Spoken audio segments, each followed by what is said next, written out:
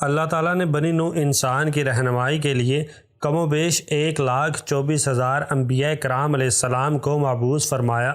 انبیاء کرام علیہ السلام کی بعثت کا سلسلہ حضرت آدم علیہ السلام سے شروع ہوا اور اس مبارک سلسلے کا اختتام حضرت محمد صلی اللہ علیہ وآلہ وسلم کی ذات اقدس پر ہوا کہ آپ صلی اللہ علیہ وآلہ وسلم خاتم النبیین ہیں۔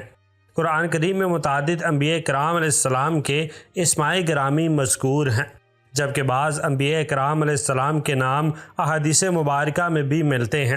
ان برگزیدہ ہستیوں نے ایک طرف لوگوں کو اللہ تعالیٰ کے پیغام سے روشناس کروایا تو دوسری طرف خود کو نمونے کے طور پر پیش کیا تاکہ ان کی پیروی سے دنیا و آخرت میں کامیابی حاصل کی جا سکے۔ آسمان دنیا کی گہما گہمی کسی بڑی خبر کی نوید سنا رہی تھی۔ جوں جوں وقت گزرتا جا رہا تھا، تسبیح و تحلیل میں مصروف فرشتوں کے تجسس اور بے چینی میں اضافہ ہوتا جا رہا تھا۔ نظریں بیت المعمور پر تھی اور کان اللہ کی پکار کے منتظر۔ بالآخر انتظار کی گھڑیاں ختم ہوئی اور رب ذوالجلال کا حکم فضا میں بلند ہوا۔ ترجمہ: میں زمین پر اپنا نائب بنانے والا ہوں۔ فرشتے اس فیصلے پر حیران تھے اور متعجب بھی۔ ان کا خیال تھا کہ جنات کی طرح یہ بھی زمین پر لڑائی جھگڑا اور فساد کریں گے، چنانچہ انہوں نے اس فیصلے کی حکمت معلوم کرنے کی غرض سے ڈرتے ڈرتے عرض کیا: اے ہمارے رب، ایسے شخص کو کیوں پیدا کرتا ہے جو زمین میں فساد کرے اور خون بہائے؟ اور ہم تیری تسبیح، حمد اور پاکیزگی بیان کرنے والے ہیں۔ اللہ تعالیٰ نے فرمایا: جو میں جانتا ہوں تم نہیں جانتے۔ اللہ تعالیٰ نے حضرت جبرائیل علیہ السلام کو حکم دیا کہ کرۂ ارض سے مٹی لے کر آؤ۔ حضرت ابو موسیٰ اشعری رضی اللہ تعالیٰ عنہ سے روایت ہے کہ نبی کریم صلی اللہ علیہ وآلہ وسلم نے ارشاد فرمایا: اللہ تعالیٰ نے حضرت آدم علیہ السلام کو ایک مٹھی خاک سے پیدا فرمایا۔ یہ مٹی تمام روئے زمین سے حاصل کی گئی تھی۔ یہی وجہ ہے کہ حضرت آدم علیہ السلام کی نسل میں مختلف رنگ و زبان کے لوگ پائے جاتے ہیں۔ حضرت ابو ہریرہ رضی اللہ تعالیٰ عنہ سے روایت ہے کہ حضور اکرم صلی اللہ علیہ وآلہ وسلم نے فرمایا کہ جب اللہ نے آدم علیہ السلام کو پیدا فرمایا اور ان میں روح پھونکی تو ان کو چھینک آئی، جس پر انہوں نے کہا الحمدللہ۔ یوں سب سے پہلے ان کے منہ سے اللہ کی حمد نکلی۔ اللہ تعالیٰ نے حضرت آدم علیہ السلام کو 4 عظیم شرف اور مرتبے عطا فرمائے۔ نمبر 1، اپنے ہاتھ سے پیدا فرمایا۔ نمبر 2، روح پھونکی۔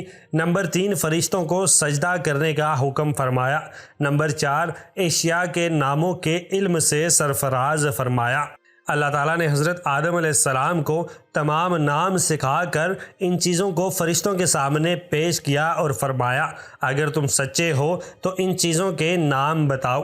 انہوں نے کہا: اے اللہ، تیری ذات پاک ہے، ہمیں علم نہیں سوائے اس کے جو تو نے ہم کو سکھایا ہے، بے شک آپ بڑے علم و حکمت والے ہیں۔ پھر اللہ تعالیٰ نے حضرت آدم علیہ السلام کو حکم دیا کہ ان چیزوں کے نام بتا دو، سو انہوں نے ان سب چیزوں کے نام بتا دیے۔ اللہ تعالیٰ نے فرمایا: دیکھو، میں نے تم سے نہ کہا تھا کہ میں زمین و آسمان کی تمام پوشیدہ چیزوں سے واقف ہوں؟ میں ان باتوں کو بھی جانتا ہوں جن کو تم ظاہر کر دیتے ہو اور جن کو تم دل میں رکھتے ہو۔ حق تعالیٰ نے تمام فرشتوں کو حکم دیا کہ آدم علیہ السلام کو سجدہ کرو، تو ابلیس کے سوا سب نے سجدہ کیا۔ اس نے انکار کر دیا اور تکبر کیا اور وہ کافروں میں سے ہو گیا۔ اللہ تعالیٰ نے ابلیس سے پوچھا: جب میں نے تجھ کو حکم دیا تھا تو کس چیز نے تجھ کو سجدے سے باز رکھا؟ اس نے کہا: میں اس سے زیادہ افضل ہوں، تو نے مجھے آگ سے پیدا کیا ہے اور اس سے خاک سے۔ اللہ نے فرمایا: تو بحشت سے اتر جا، تجھے حق نہیں کہ تو یہاں رہ کر غرور کرے، پس نکل جا، بے شک تو ذلیلوں میں سے ہے۔ اس نے کہا: مجھے اس دن تک مہلت عطا فرمائیے جس دن قیامت قائم ہوگی۔ اللہ تعالیٰ نے شیطان کو مہلت عطا فرما دی تو اس نے کہا کہ اب میں تیرے بندوں کو قیامت تک بہکاؤں گا۔ ابلیس اور شیطان ایک ہی صفت اور حقیقت کے 2 ایسے نام ہیں کہ جس کا کام اللہ تعالیٰ کے بندوں کو ورگلانا، شر پھیلانا، انہیں اللہ سے باغی کر کے برائی کے کاموں کی جانب راغب کرنا ہے۔ یہ انسان کا وہ ازلی دشمن ہے جو قیامت تک اس کا پیچھا نہیں چھوڑے گا۔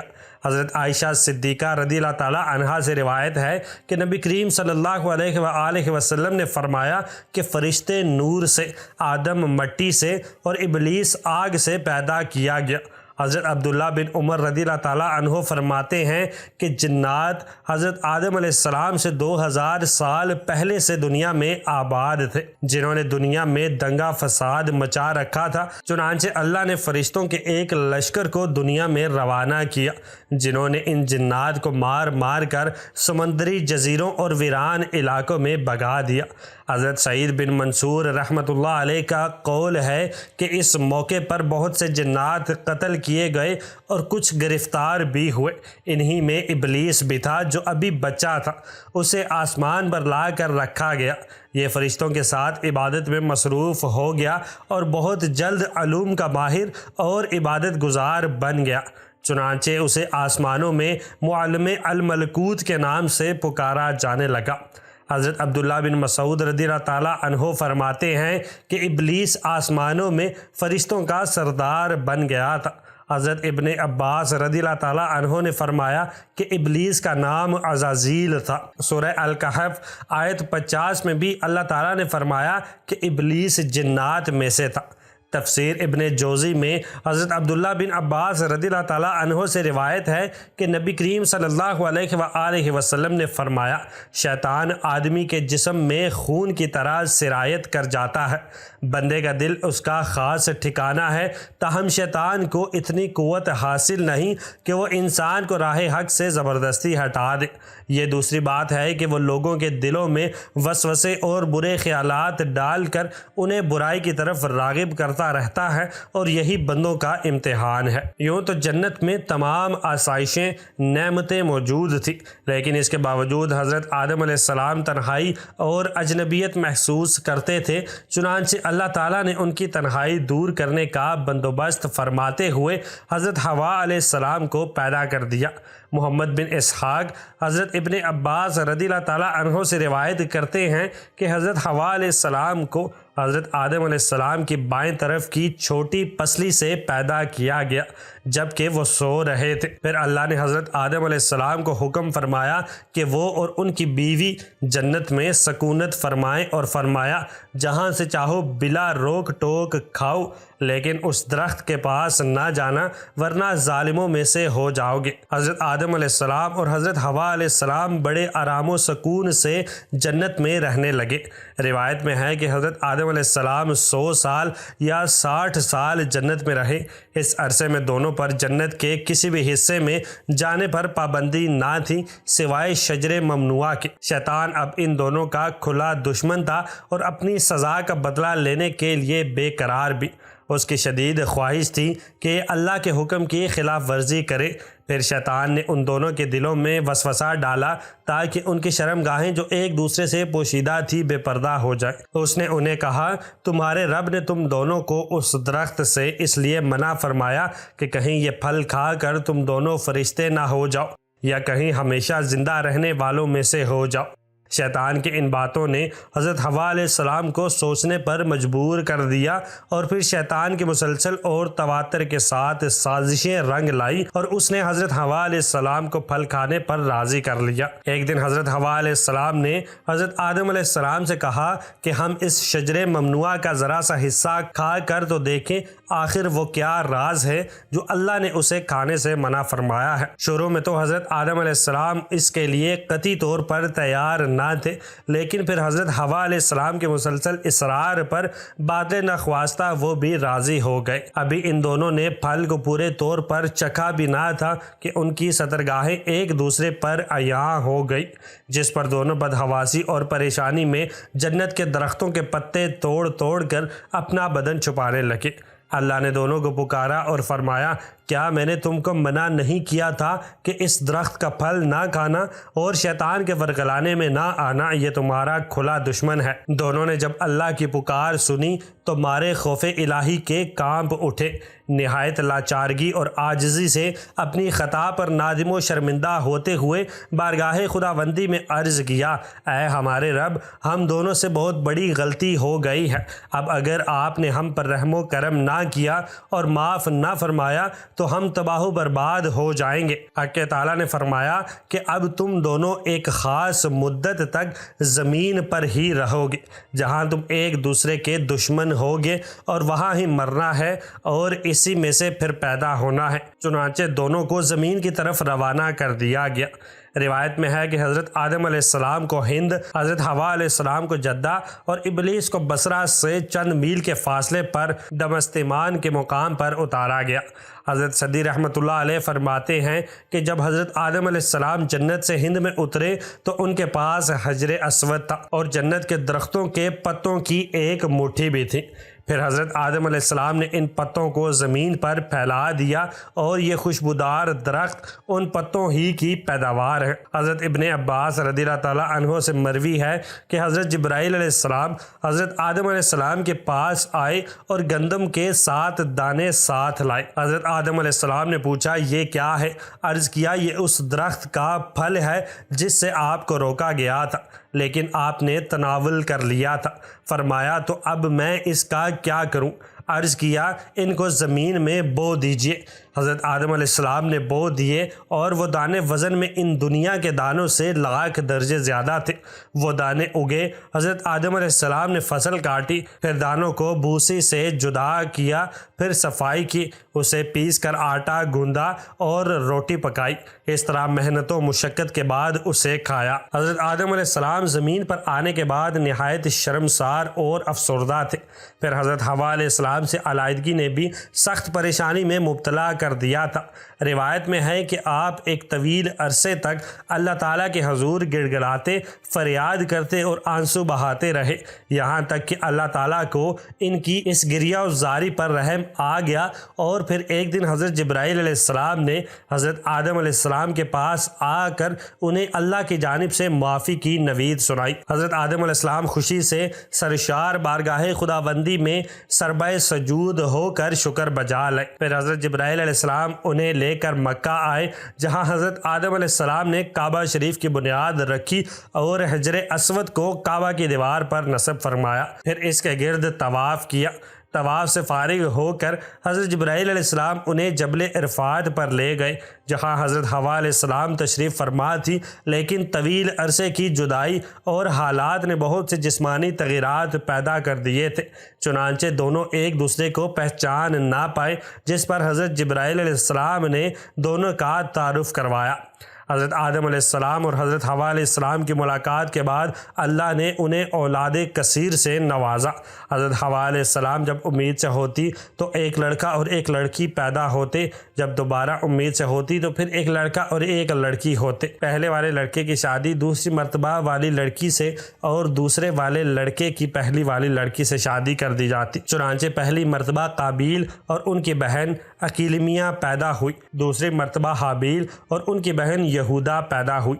حضرت آدم علیہ السلام نے اکیلمیہ کی شادی حابیل سے اور یہودا کی شادی قابیل سے کرنا چاہی، مگر قابیل نے یہودا سے شادی سے انکار کر دیا۔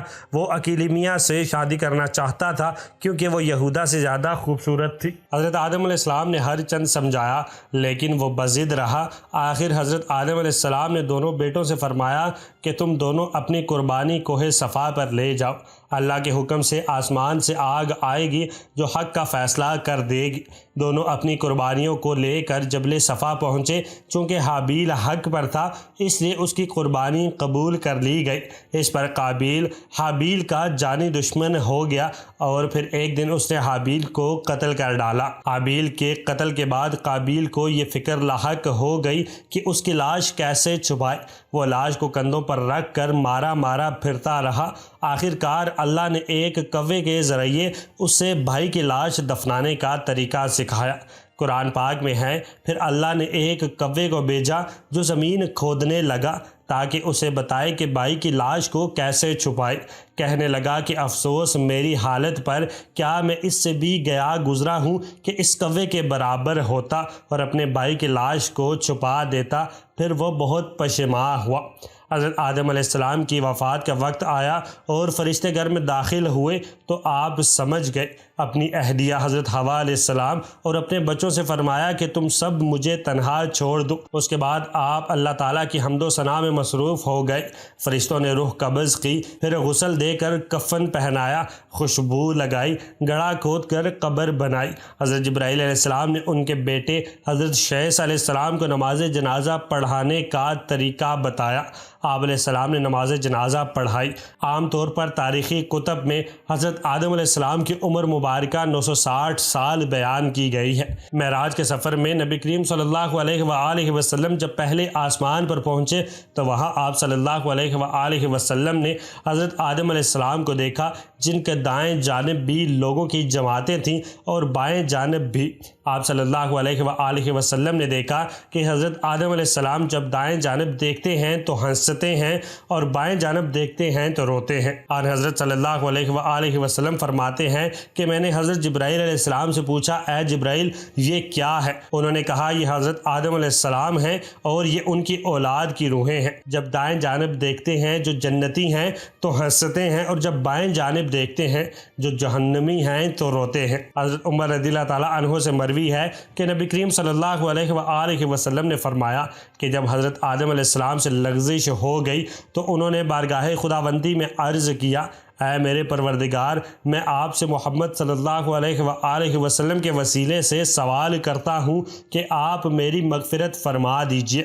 اللہ رب العزت نے فرمایا، تو نے محمد صلی اللہ علیہ وآلہ وسلم کو کیسے جان لیا جبکہ میں نے ان کو اب تک پیدا ہی نہیں فرمایا؟ حضرت آدم علیہ السلام نے عرض کیا، اے پروردگار، جب آپ نے مجھے اپنے ہاتھوں سے پیدا فرمایا اور مجھ میں جان ڈالی، پھر میں نے اپنا سر اٹھایا تو عرش پر لکھا دیکھا لا الہ الا اللہ محمد الرسول اللہ، تو میں نے جان لیا کہ جس ذات کا نام آپ نے اپنے نام کے ساتھ ملایا ہے اس سے بڑھ کر آپ کے نزدیک اور کوئی محبوب نہیں ہو سکتا۔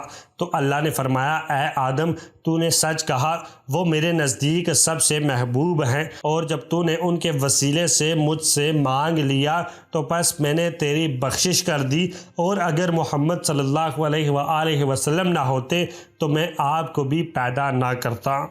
امید کرتا ہوں کہ آپ کو آج کی یہ ویڈیو پسند آئی ہوگی۔ ملتے ہیں اگلی ویڈیو میں، تب تک اپنا بہت سارا خیال رکھیے گا۔